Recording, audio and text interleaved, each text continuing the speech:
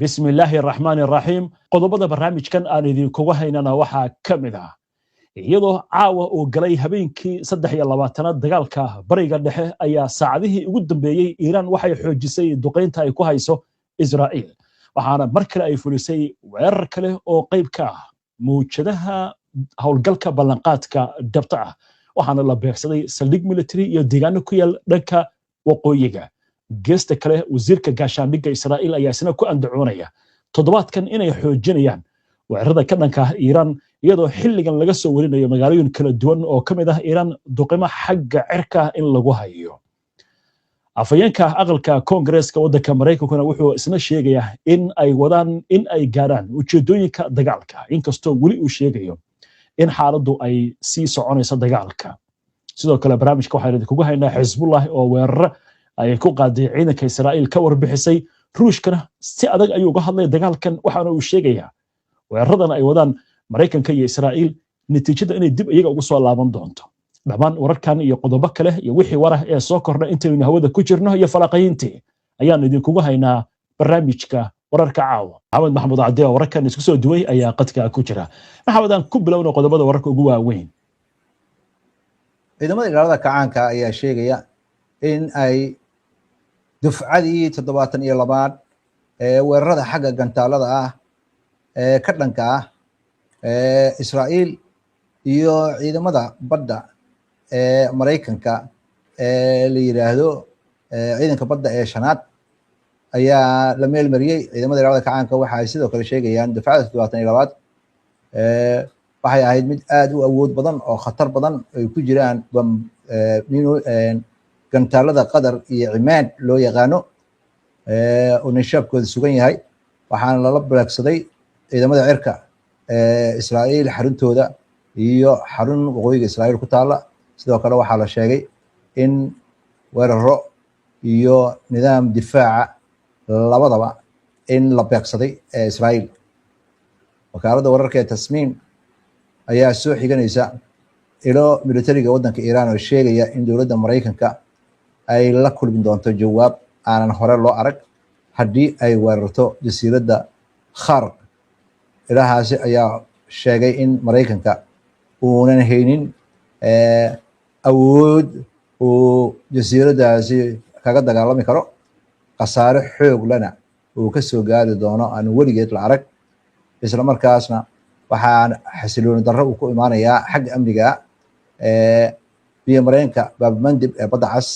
oo ayadana ka mid ah khiyaaraadka kooxaha gacan saarka la leh waddanka Iiraan madaxweynaha waddanka Iiraan Mas'uud Pezeshkian oo telefoon kula hadlay ra'iisul wasaaraha Hindiya Narendra Modi ayaa ku nuuxnuuxsaday in dagaalka afjaridiisa ay u baahnaan doonto in si dhaqso ah weerarka looga daayo Iiraan loona xaqiiqsado inaan mar dambe lagu noqon weeraro in lagu qaado Iiraan wasiirka arrimaha dibadda waddanka Iiraan Abbas Araghchi ayaa sheegay Iiraan inay sii wadi doonto inay nafteeda difaacdo iyo muwaadiniinteeda iyo gobolkana ay ka difaacdo dalalka dibadda ka soo duulay waxayna intaas ku dartay waxaan qoraynaa baa la yiri bog cusub oo taariikhda gobolka bariga dhexe waa sidoo hadalka u dhigay wasiirka arrimaha dibadda ee waddanka Iiraan wasiirka gaashaandhigga waddanka Israa'iil Katz ayaa sheegay in weerarada ka dhanka Iiraan toddobaadkan in aad loo dardargelin doono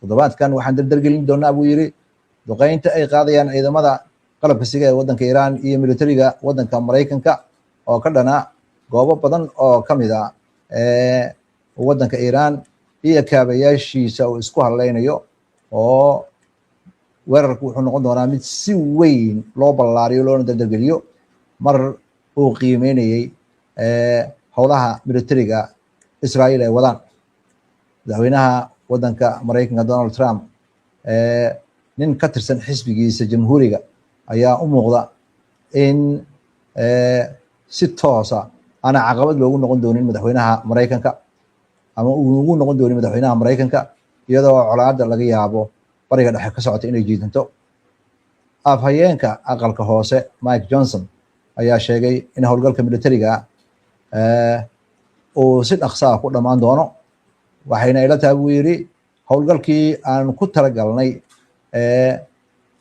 in intiisa badan lasoo afjaray ayuu u sheegay mid ka mid a wakaaladaha wararka ee wadamada reer galbeedka.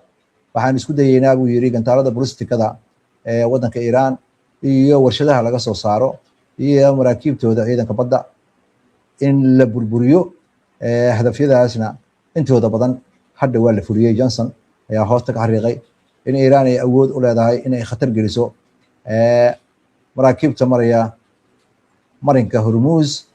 dagaalkana waxaa laga yaabaa inay xoogaa jiido oo waqtigiisa u dheeraado, gaar ahaan xulafada wadanka Mareykanka ay intooda badan hadda codsiyo isdaba jooga oo ah in gacan la siiyo usoo diray madaxweynaha Mareykanka. wuxuuna sheegayaa sida ugu dhaqsaha badan ayaan xaaladda kusoo celin doonaa degenaansho. waxayna ila tahay arrintaasi si dhowaana in loo malmarin doono. wasiirka arrimaha dibadda ee wadanka Ruushka Sergey Lavrov ayaa ku nuuxnuuxsaday in cawaaqib xun uu ku imaan doono Mareykanka iyo Israa'iil falalka ay bariga dhexe ka wadaan iyo weli howlaha ay waqtiga dheer ka shaqeynayeen. wakaaladda warka Sputnik la yiraahdo ee wadanka Ruushka ayaa soo xiganaysa Lavrov oo sheegaya marka la gudbo in propaganda badan la afuufay cawaaqibka waxa Mareykanka uu ka sameynayo gobolka bariga dhexe iyo iskaashiga uu Israa'iil leeyahay ayaa cawaaqib xun ka dhalan doonaa. waxayna noqon doontaa mid mar dambe ka daba timaada oo xaalad culus ku keenta.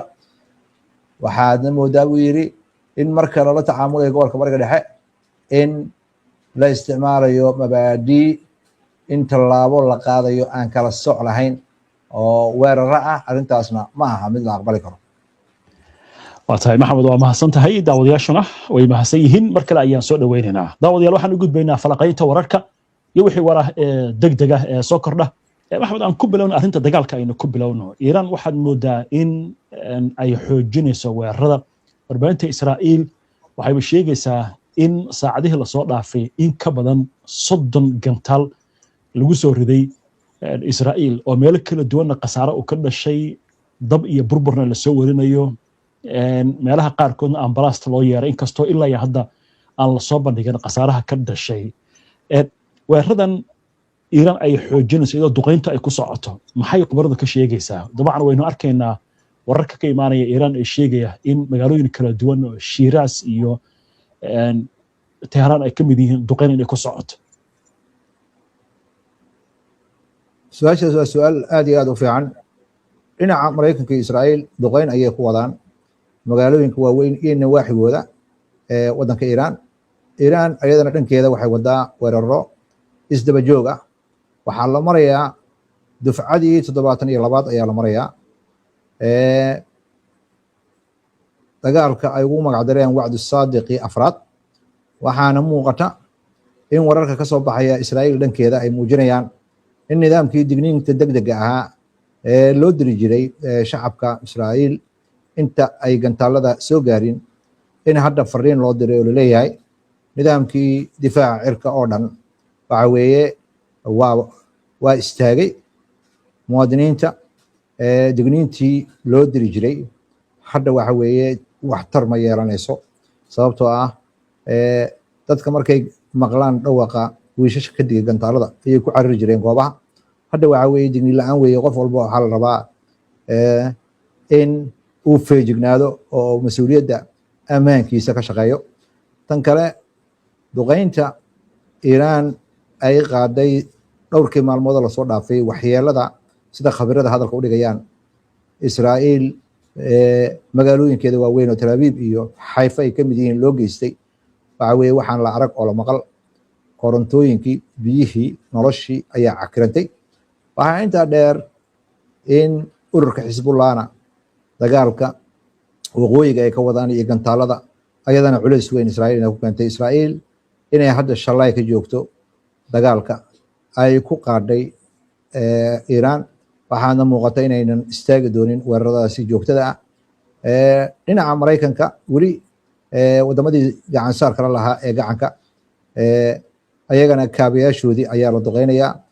marinkii Hormuzna hadda cid ku dhici karta oo mari karta ma jirto ilaa ogolaasho la weydiisto wadanka Iiraan. wadamada Iiraan gacan saar kala leh sida Shiinaha oo kale maraakiibtooda waa marayaan iyo wadamada kale oo aanan khatarta loo arkin. laakiin wadamada Yurub iyo Mareykanka waxaad moodaa in marinkaasi uu ka xirmay. wadamada gacankana hadda waxaad moodaa khayraadkoodii oo dhan xagga shidaalka in hadda soo saaridiisaba la joojiyey maadaama aanan la qaadaynin. marka maraakiibta ay lagu qaado shidaalka ayaa shidaalka lagu soo dari karaa goobaha wax lagu kaydiyo. hadda waxaad moodaa in hadda ay khatartu ay tahay shidaalka lasoo saarayo meel la geeyey lama arko. waxa ayadana isu soo taraysa Mareykanka waxyaabaha af ka sheegayo iyo Israa'iil waxay af ka sheegayso iyo xaqiiqada dagaalka ka jirta waa kala duwan tahay. khabiirada Mareykanka ee xagga militariga ama ha noqdaan kuwa xagga ciidamada sirta ama ha noqdaan kuwa khibradda militariga u leh, kulligood waxay isku raacsan yihiin in Mareykanka iyo Israa'iil inay dagaalkan ku jabeen. waxyaabo waaweyn la filayay iyo khasaarooyin aad u waaweyn. waa gartay. isla arrintaas daynu ku soconno, warbaahinta Iiraan mid ka mid ah wakaaladaha wararka ayaa fariin jees ah oo madaxweynaha Mareykanka ku socota qortay. maxay ku aadan tahay fariintaasi Maxamed? madaxweynaha Mareykanka ma aha keliya in fariintan hadda la diray, inta badanba mar allaaliya markuu hadlo afhayeenka u hadlo ciidamada ilaalada kacaanka uu ku halqabsadaa. waxa uu yidhaahdaa faraha bulshada fariinta aad ku qoraysid ma aha meydaankii dagaalka. meydaankii dagaalka waa la isla joogaa. ciidankaaga iyo howlaha aa wadatidna waxa aa sheegaysa ma meel marin karaan. hadda sida wakaaladda wararka ee ISNA ay qorayso, waxaa lasoo xiganayaa sarkaal aan magaciisa la sheegin oo u jawaabay madaxweynaha Mareykanka hadalkiisii ugu dambeeyey in dowladda Mareykanku ay soo afjari doonto, ay ku dhowdahay dagaalka inay soo afjarto. Iiraan ma aaminsana buu leeyahay bayaanada ka soo baxay madaxweynaha Mareykanka wax isbedelo oo la taaban karo oo howlgallada Mareykanku ay ka wadaan waddanka Iiraan oo aan aragna anagu ma jiraan ayuu sarkaalkaasi leeyahay. waxa Trump uu ku dhawaaqayo iyo xaaladda dhulka ka jirta iyo xaqiiqada dhulka ka jirta waa kaaf iyo kala dheeri iyo kaan u dhiganayo maaha. Iiraan waxaad moodaa in ay ku gabagabaysay in Trump ay siin doonto 10 lama ilaabaan. Trump ayaa waxa uu sheegay maalintii Jimcihii inuu ka baarandegayo in uu howlihiisa militariga ku ballaariyo dhammaan waddanka Iiraan. mar dambe ayuu haddana waxa uu sheegay in uu rabo xabad joojin inuu Iiraan la galo. haddana waa ka noqday, wuxuu yidhi xabad joojin looma baahna haddaad burburin karta Iiraan gebi ahaanba. waxaad moodaa in madaxweynaha Mareykanka hadallada ka soo baxaya ay isdaba marsan yihiin. waa gartay. waa yahay. maxay kaloo qobrada marka dagaalka ka tiri? hadda waynu aragnaa toddobaadkii afraad baa loo gudbayaa dagaalka. sidaan maysa filim baa la yidhi Netanyahu iyo Trump in dagaalku uu sii adkaanayo, Iiraanna sidaan loo loodin waayey. marka maxay kaloo qobrada ka leedahay? Alexander Dogan oo ah nin mufakkir ah oo Ruusha arrimaha caalamkana la fogura ayaa waxa uu sheegayaa dagaalkan Israa'iil iyo Mareykanka ay bilaabeen waa bilow uun. dagaalkan qaab uu ku istaagi doono iyo si uu istaagi doono ma muuqato. waxaana muuqata dagaalkani in uu saameyn xoog la yeelan doono maadaama uunan Mareykanku marnaba ka tanaasuleynin in uu ku amar taaglooyo arrimaha caalamka. waxaa sidoo kale uu xusay wadamada Ruushka iyo Shiinaha ma ogolaan doonaan inay gees taagnaadaan maadaama uu Mareykanku rabo inuu awoodiisii caalamka oo sii guraysa inuu soo ceshto, in uu Iiraan isku dayo in uu ku meel mariyo waxaanan socon karin. waxaana muuqata sida uu khabiirkaas hadalku dhigayo, Mareykanka dagaalkan waa bilaabay, dagaalkanna uma socdo sidii uu Mareykanku rabay. waxaana muuqata in isbedel xoog leh uu keenayo. isbedelka uu keenayana ay tahay in adduunka ay soo baxayaan awoodo badan oo caalamka maamuli doona. Mareykankana waxaad moodaa in ay burhaantiisa jabto sida uu khabiirkaas hadalku dhigayo. waxaa iyadana sidoo kale ka hadlay khabiiro Mareykana uu ka mid yahay John Mearsheimer oo leh madaxweynaha Mareykanka dagaalka uu bilaabay uu ku khaldamay isagoon istiraatiijiyad fiican haysan. Iiraaniyiinta ayuu aad u ammaanay. Professorkaasi wuxuu yidhi lama yaraysan karo markay timaado xagga sayniska iyo xagga aqoonta. waxa weeye qoraalada ay sameeyaan iyo xagga ay ka gaareen xagga handisada iyo dhisidda agabka aad ayay u sareysaa. Maraykankana waxaad moodaa agabka hadda la isticmaalayo iyo dagaalka qaabka loo isticmaalayo in la kala duwan yahay. Maraykanku wuxuu rabaa inuu Iiraan ku jiido dagaalkii qarnigii 20aad oo maraakiibtiisa dagaalka inay howlgalaan iyo ciidamadiisa, laakiin Iiraan waxay la timid xirfad kale, gantaalo guuxooda ka dheereeya oo maraakiibtii Maraykanka ee diyaaradaha qaadi jiray iyo maraakiibtii dagaalka kulligood ku qasbay inay cararaan. sidoo kalena Maraykanku wuxuu caado u noqotay inuu ciduu rabo meeshuu rabo ku burburiyo, laakiin asaga aan la dul imaan oon la burburin. hadda 55 xero tiradaas dhegeyso, 55 xero oo militariga Maraykanka oo ku leeyahay gobolka bariga dhexe ayaa mid walba dab la suray. Khasaaraha gaaray iyo waxa dhacay cid ogsoon lama arko, Maraykankana ma qiranayo. tan kale oo ayadana aan meesha ka maqnayn waxa weeye maadaama Diego Garcia ay Iiraan gantaalo la tiigsatay, waxaa la aaminsan yahay oo 3,900 kilomitir ku dhow ama 4,000 kilomitir ku dhow in la gaari karo xeryo kale oo military oo Maraykanka Yurub ku leeyahay. waxaana muuqata in dagaalka marmar ka dambeysay inuu sii bedelayo.